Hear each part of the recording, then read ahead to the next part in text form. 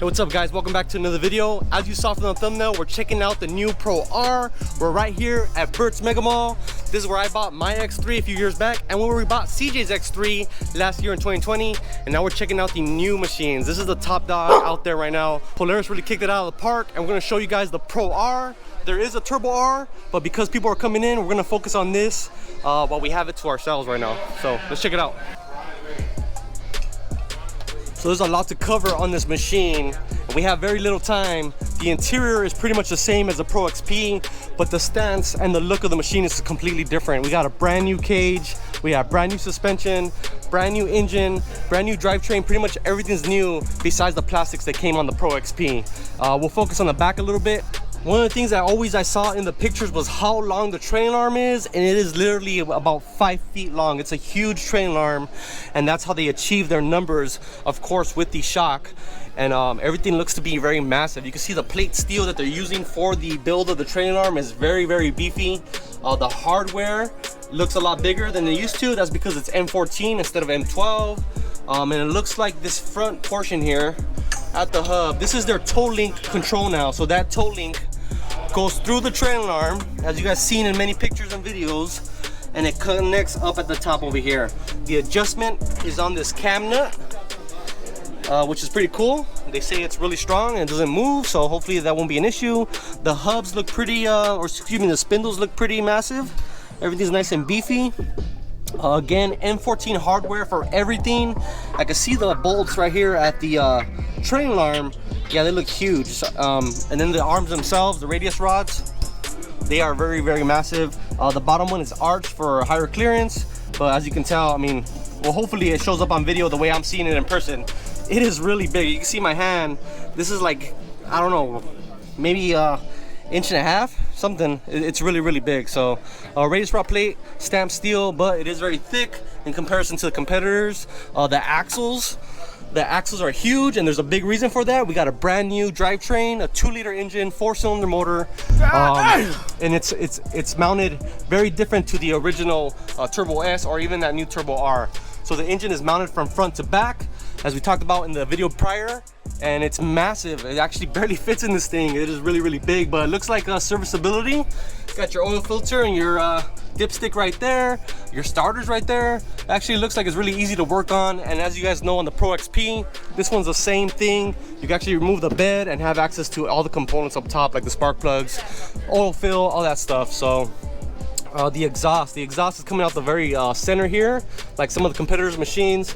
I really like how this looks right here, this piping. I can't wait to see what the aftermarket does with that. You can see the transmission in there, mounted it very differently than we're used to seeing. The CVT is pretty much right behind the driver, and the belt replacement also, it's a little bit involved, but it doesn't take that long. It takes about a minute to pull out the seats, take out the rear cover, and go ahead and replace your belt. But on the wheels, these are 15-inch wheels, no bead locks, but the biggest point with the wheels is that they are now 5-lug. So that's an added strength for these machines. It's very difficult to see, but these are now unitized bearings like we talked about before. Those are automotive grade style bearings. They're all into one, the hub, the studs, and the bearings are one piece. And then the rotors, they said that they talked about the rotors being a lot better. They're lightweight because the hat, or the main piece, is aluminum, and the actual rotor piece is steel, of course. And they look pretty massive in comparison to some of the other machines that I've seen in the past. A full alternator on this machine, which I have some questions about. I don't know if this car is going to be very good for taking it in the water, but in every other scenario, which is the scenarios that I like, is taking it, you know, out in the desert, the alternator is going to give you plenty of juice for all your accessories, light bars, pods, all that good stuff. So I'm happy to see that. That's a really, really nice addition, an industry first for UTVs. So that's really cool. You can see the CVT ducting here that goes to the top. I'm assuming one of them is going to be for the air filter as well. Don't really know where the air filter one is at, but there's another CVT ducting up front here. The shocks are pretty much a similar diameter, but I think they are longer than previous models. There are 3-inch rear shocks, and these are their new DV dual valve system, where it adjusts compression and rebound separately, versus the competitors adjust compression and rebound kind of together, so you're tied together. So this is gonna be a better system. This is probably the most advanced electronic shock out there right now.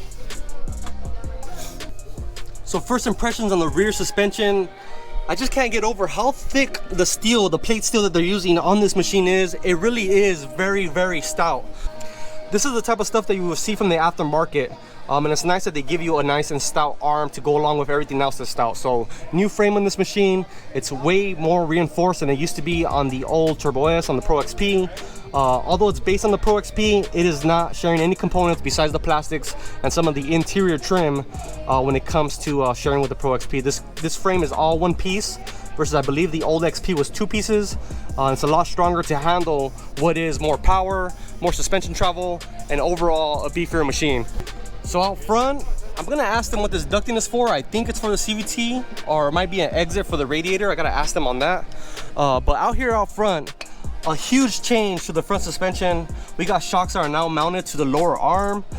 In their presentation videos, they talked a lot about this lower arm being really strong, really reinforced, because, you know, as it is, this is the arm that takes all the beating when it comes to hitting rocks, and why not, you know, make it stronger and also use it to mount the shock to. So the new shocks up front are 3-inch versus the old ones were used to be 2.5 on the Pro XP and the competitors' machines.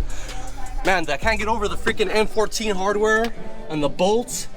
I don't know what exactly is on the arms for the pivot points, but if they're bushings or whatever they are, but they look massive in comparison to what I'm used to working on, and you guys already know what that is. So those look massive. The new sway bars are completely different. They're torsion bar style sway bars. So there's a sway bar link and a sway bar arm on that torsion bar, and that's the type of stuff that you see on race cars, trophy trucks, and stuff like that. I do want to talk about the spindle a little bit. The spindle, pretty heavy duty. What I do like is the steering stops that they built into the knuckle. I'm not sure if the Turbo S had that, but you can see the arm here and it stops against the spindle, so that's good for you know, having a pretty good spot to stop the steering from overextending. We've had that issue on some of the competitor machines that, you know, I work on, and it's nice that they changed that up. Same thing with the rear brakes. The rotors are a lot larger, aluminum hats, 5-lug in the front, unitized bearings. The brakes are freaking massive, they look really big. So the cage design is unique to the Pro R versus the Turbo R has the more traditional Pro XP style cage. So this sets it apart. These machines are the Ultimate Edition, which comes with the you know, the color scheme and a bunch of other tidbits like the Rockford Fosgate, the ride command, obviously the dual valve for the shocks. And then there's modes for the engine maps. So you have 3 different maps in order to change it from like rock crawl mode to maybe all-out race mode. So you have better throttle response and stuff like that. So there's a lot of stuff that's hard to show you, but it'll be a lot easier to show you on this machine right here because it's all cut apart. All right, looking at the front of this machine, the radiator is absolutely huge, extremely wide. I would say it's at least 2 feet wide, maybe 1.5 feet tall. The new diff, you can see here, there was concerns of it being a little bit tight in there, but as you can see, you could probably pull this thing out from the front if you ever had to service it. I believe this is a new diff for the Pro R, and obviously the axles. Man, these axles look like the size of some of the rear axles of some of the machines I work on. They are massive, dude. Yeah, they're huge. So they're going all out with this machine, they're hoping that you don't break anything, because I mean, everything's so stout, I don't see anybody breaking anything unless you're rolling this thing over. So more from the front here, you can see the upper portion of the shock body and how the dual valves are set up. So there's 2 valves, one for compression and one for rebound. Not sure which is which, but it's nice to see all the technology being incorporated on these new machines. This thing is 74 inches wide, which is pretty extreme, going from 64 to 74 from the Pro XP to this new Pro R and Turbo R. But it's welcome. It's a good good improvement if you guys want to ride out here on the West Coast. Now I'm looking at this. This has got to be some sort of GPS puck, I'm assuming, for the ride command, because the ride command does have GPS capabilities. And while we're in here, we'll look around. You see the post bar there for your accessories, which is cool. I believe you could just remove the top panel and gain access to that for any accessories you want to do. I've always loved this about the RZRs. They have this, you know, oh shit bar, I guess you could call it, and that's really cool. New shift cable. So this has a dual cable versus all the old machines had a single cable. So I'm assuming you should have a lot smoother shifts when it's going from park to reverse to drive to low gear, high gear, all that stuff. And look at there's the ducting. So that probably is for that. Let me see. Yeah, so that's like an intake, that top little hood piece that's over there on the green car. it's ducting as an intake that goes in through the center console, through the tunnel here, and I'm assuming it goes to the clutch cover that's right there. So really really nice. I'm assuming they're doing everything they can to keep that belt cool. They are new clutches, a lot larger clutches, a lot bigger belt, and that's supposed to help with the life of the belt, you know, being this bigger engine, being 2 liters and 225 horsepower. So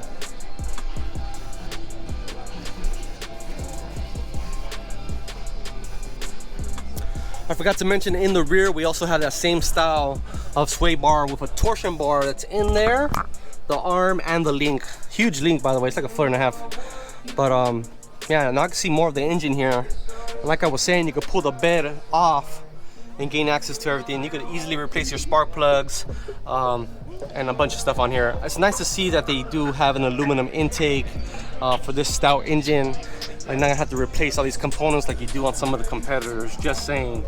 Man, I gotta say, I'm walking away more and more impressed in this machine. I gotta tell my wife I want one. So so it is badass. It is so stout in every way. I mean, 3-inch shocks in the front, in the rear. The size of these arms is incredible. Here with the cutaway, you can see more of it. You know, normally they would go like to the end of the cab. The link point or the connection point is a lot further into the cab, which it gives it that you know, that crazy suspension travel number. We're about to do the CVT belt cover. Yeah. Okay, yeah, let's do it. Are all of the bolts a quick release? So this is a pre-production model, but on the production model, the bottom ones are quick release and the top ones are bolts. Okay. So on all the ultimate ones, they have a dual battery setup. This one's just kind of tear away, so it's not like a standard. All right, guys, real quick, I want to show you on the skeleton here. The drive line, the drive shaft going from the front to the back is 3 inches in diameter, which is pretty massive. And right here you have a good eye for the clutches. They are way bigger than the old Polaris clutches. Man, I can only imagine this machine's got to have a turbo in the future for how stout everything is. I doubt they did that just for that 2-liter engine. It's got to be a 2-liter turbo in the coming years, I'm sure. So everything's massive. You have access to your air filter here. One thing they were talking about was the cable system for the new shifter. You know, it doesn't look crazy different than the old one, but there's 2 cables here for smoother operation, so that's really nice.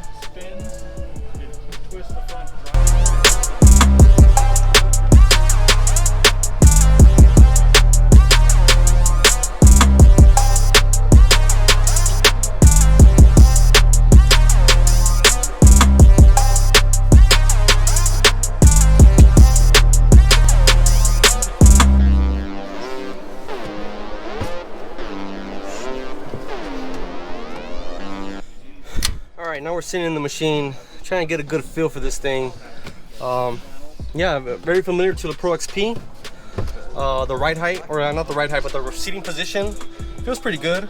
It's not like the the Turbo S from the past. It is a little bit more lean back, but I think it's perfect. And you can see the front hood pretty good. I mean, you can lean over if you're rock crawling and see everything. So I did want to show you guys some of the buttons here. There's music controls here. This I'm assuming is for the ride command, but I'm not 100%. You got a 4-wheel drive switch over here, some light switches, and this is the mode switch for your engine tunes, or not tunes, but map configurations. It's almost like having a pedal commander built into your machine from the factory, which is really nice. So it looks like they have a race mode, a rock crawling mode, and a sport mode, and that will change your throttle response and maybe even the power output, and just give you a different feel for the machine depending on the terrain you're riding and how you want to be riding. So ride command, we've seen that in the past in the Pro XPs, really nice. You got some storage here up above and to the side for the passenger. Again, the old damn button, excuse me, the old damn handle. This is actually the old damn button. Oh shit! We'll get to that in a second. The old damn handle is nice. They have the Rockford Fosgate speakers integrated into the dash, which I think is freaking awesome. They also have some tweeters at the A-pillar. Again, it's really nice to see that because, you know, a lot of us do aftermarket audio systems and you have all these speakers just kind of floating everywhere. Everything's integrated. I'm assuming there's some in the back, but I'm not 100%. I've seen some of the Polaris Pro XP machines have built-in speakers into the back. That might be an option. I don't know on this Ultimate model, but that's pretty cool. So that's for the engine map controls. This right here is where you control the dual valve shock. So you would go from stiffer to, you know, a lower setting, all with the controls from here.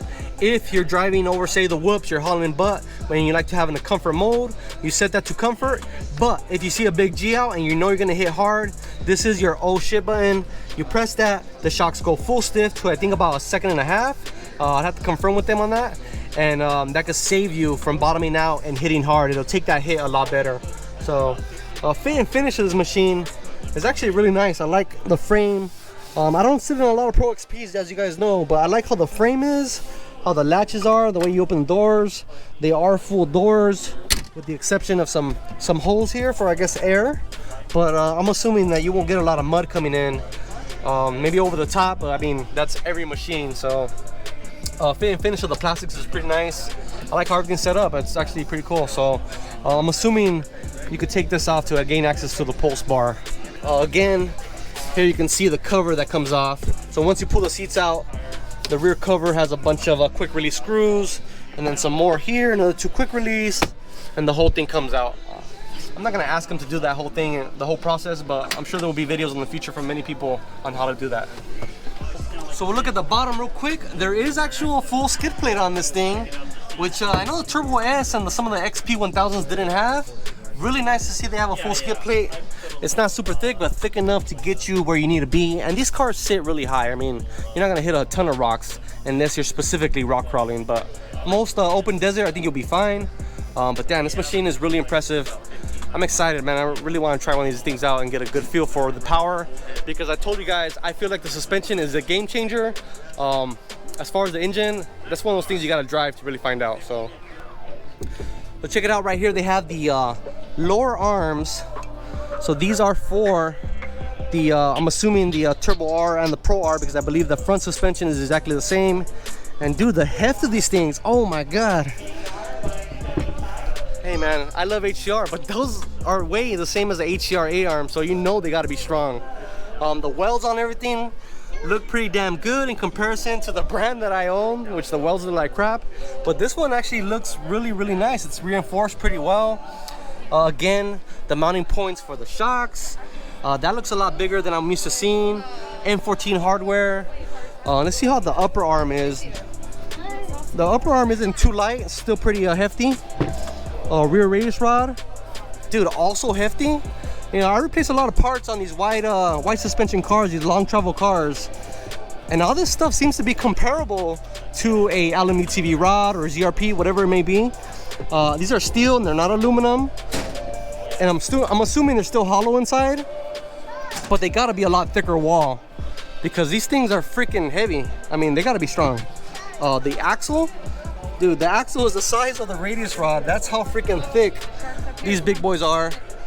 That's pretty nuts as well. So pretty exciting in comparison to, say, a Turbo S. Let's look at this real quick. Tubular arms, but you could tell even the freaking front knuckles, the way everything is, all the smaller hardware, this is starting to look small. If you have a Turbo S, I'm not talking crap, but this machine looks tiny compared to the new Pro R. It's insane.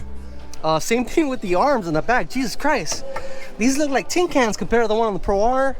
The rear radius rods are pretty thick on this, especially the bottom one. But man, that thing is impressive. So I talked to Steve from Polaris, and he kind of went over some of the things that I kind of missed and are pretty important. So on the rear shock, I want to show you guys this.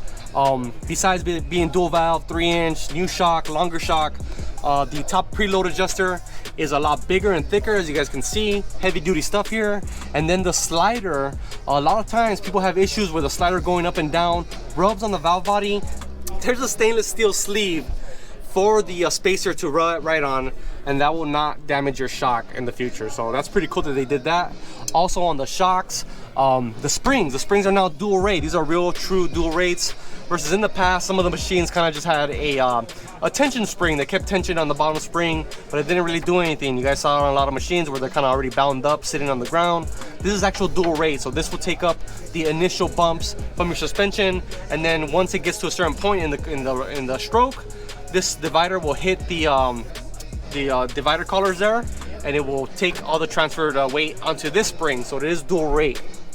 The alternator is a 1700 watt alternator, which is huge. Obviously, a lot better than any stator out there, and that's going to be for your accessories. Going to be a huge change for your accessories. You will never have to worry about, you know, running out of juice. Speaking of juice, the Ultimate Edition comes with 2 batteries, which they're showing me on the stripped down model. So 2 batteries. I mean, on the machine, you're saving money, not having to buy 2 batteries, not having to buy an alternator kit. This thing comes with everything from the factory. Again, pretty impressive. They want to show you guys the cage. They have some reinforcement here on the corners, which is nice to see. Triangulation is the strongest shape you can make on a on pretty much anything, and on the cage to save your life, that's pretty much well needed. The front differential on this machine is also unique on the Pro R to the Turbo R. So I want to show you guys this. This switch here controls your 4-wheel drive. The very bottom would be 2-wheel drive. Center is 4-wheel drive, but the front diff is actually open. And to the very top is a 4-wheel drive, front diff, fully locked. And according to Steve, you can go 90 miles an hour, 4-wheel drive, front locked. So that's pretty nuts. On a lot of machines out there, if you do a locked front diff and you're going high speeds above 60, 70, that can be an issue for the differential. Now on this machine, it's validated to go 90, 91 miles an hour with the front diff locked, which is pretty cool. Another thing that the Polaris guys mentioned to me is the power steering, and I mentioned it in the other video, but I want to mention it again. The power steering motor is now attached to the steering rack, and there's a lot of positives to that. So for example, on some of the older machines, the power steering unit was up at the column, and what that means is a lot of load from the power steering motor going to the rack is put on the actual shaft. So the intermediate shaft that would be in between the rack and the power steering motor, that would receive a lot of load, and over time those universal joints can get a lot of play in them. This one you won't have that issue because the power steering motor is directly on the rack and pinion, and the shaft going to your steering wheel isn't going to cause a lot of issues. So that is very nice. Gotta fill both systems. Yep. I was talking to Steve real quick, and I noticed that the Turbo R has 2 radiators. Apparently so do the other models like the Pro XP, and that's because there's a separate cooling system for like the intercooler system on the machine because it's a turbocharged car. So I didn't know that, but good to know. So dual radiators on the Turbo R. The Pro R only needs 1 because there's no turbo. Alright guys, if you've never been to Bert's Mega Ball, you really should check it out. They have the biggest selection of motorsports that I know of here in Southern California. They support companies like I do, Proline Wraps. By the way, we're doing a giveaway, watch that video. But they have everything you need here. They got Harleys, they got sports bikes, they got super sports bikes, they got dirt bikes, they have, I don't know what these things are called, but we're gonna go look at them real quick.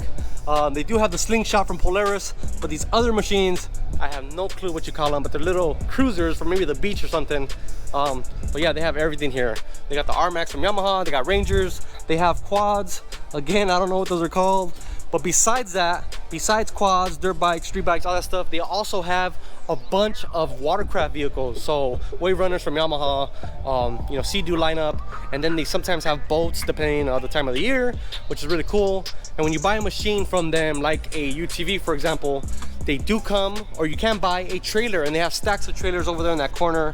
You can also see some of the boats that they carry, which is really nice that you can get the whole package here at Bert's Mega Mall. They have inside, you know, showroom floor. They also have this outside showroom floor slash warehouse. These are brand new, they just came in. Some more Pro XPs, which look great. I can't wait to see the Pro R in my garage one day, but that'll be another video. But this Pro XP, different colors, got the green. We got some XPs right here. And yeah, Bert's Mega Ball, they carry a wide selection. I definitely recommend you guys check them out. Big shout out to Neil Adams for giving me the opportunity to come out here while Polaris is out here a little bit early before a lot of the customers are out here and get a good viewing of this new Pro R. And I hope you guys enjoyed it. So make sure you like and comment on this video. Give me your input on the new Pro R. Is it the game changer? I'm pretty convinced. I need to drive one just to feel the powertrain, but I am pretty damn convinced that this is the top dog in the industry right now. And all these other companies are gonna have to catch up. So we'll see you on the next one. Peace out, stay dirty. By the way, bring your kids to Bert's. You can take pictures of all the freaking dolls up here. You got Wolverine, there's Gorilla, there's a shark, there's Hulk, there's a dinosaur over there. It's fun for the kids.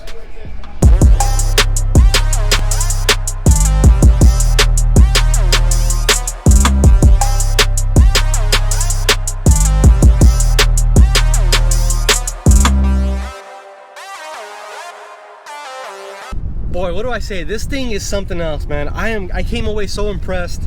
The suspension I knew was beefier, but boy, I didn't know it was gonna be that much of a difference. The front A-arms are literally like some of the HCR A-arms. Maybe not to that quality, but almost like the same weight and heft, and the strength has got to be very near to the HCR stuff that I would put on, you know, my X3.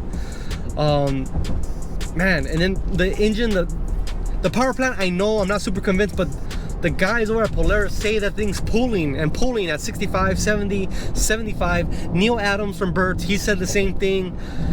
And it just sounds like maybe the engine is a little underrated and it makes more power than they're saying. Again, I don't know. I'm sure when Evo or any of those guys get their hands on the machine and they dyno tune it, we'll know for sure. But it just looks so freaking good. And even the cage on the Pro R seems to be pretty damn stout. Like if I bought a Pro R, I don't think I would swap the cage. I mean, so many good things are going for this machine.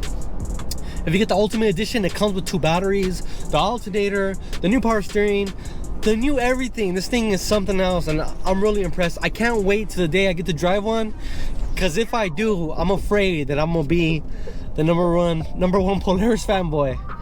Now, I'm kidding, but still, like, I feel like once I drive one, and the power plant is what everybody is saying it is, I'm gonna be so convinced.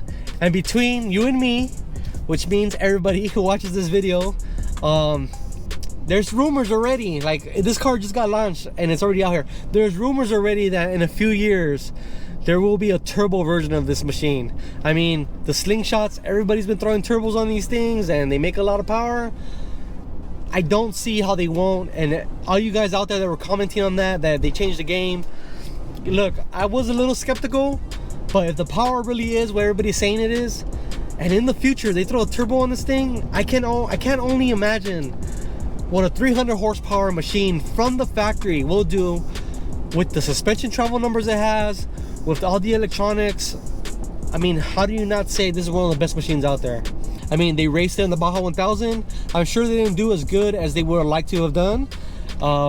They're in a different class than some of the bigger boys, which was the Pro Turbo class, but still a stout machine. They raced it with pretty much stock, you know, A-arms, trailing arms, radius rods, which is saying something. I know they did some limit straps. I know they did a spring kit for the race team, Mr. Matlock. I'm not sure his first name, but I know he was the only one that raced at the Baja 1000, and they finished the race. They had some bugs. You guys that were following that, you probably know about those bugs that we're having with some of the with the shocks. But to finish that race with stock suspension, it's pretty damn impressive. So thanks again for watching. I'll end it here. And I know this video is probably a little long, but I wanted to cover as much as I can, and I hope you guys enjoyed it. Consider subscribing to the channel if you're new. Consider my Patreon if you guys want to support the channel in a different way, or you guys can support the channel by just buying some of the merch that we have on the website, like shirts, masks, hats, and a couple other items. So, and big shout out to Polaris, man. Polaris, if you're watching this video, help me get my hands on one of these machines. I need to test drive it and do a video on it, because it just looks like something else. I mean, I'm drooling over it. I can't stop talking about it. I gotta stop. See you guys next time. Peace out. Bye bye. For like the 5th time. Bye.